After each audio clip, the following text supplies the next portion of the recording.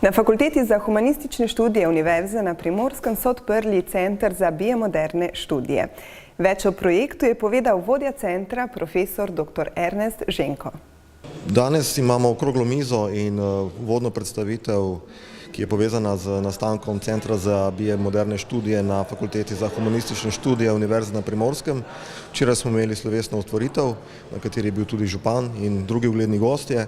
Zdaj, pričakovanja so velika, gre za organizacijsko enoto, skozi katero bomo skušali bolj tesne stike vzpostavljati s kitajskimi univerzami, pa tudi drugimi univerzami po svetu, ki se ukvarjajo s to podobno problematiko, ki pa je verjetno danes v družbi zelo pomembna, ker gre za drugačen pogled na to, kar se dejansko dogaja. Razvoj ni linearen in ravno biomoderna teorija kaže na to, da moramo premisliti pravzaprav izhodišča in tudi to, kako naprej.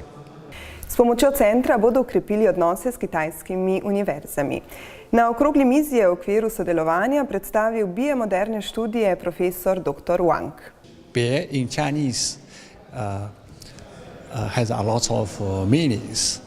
Ordinarily, or in biomodernism, we use it as distinguish truth and falsehood. For what?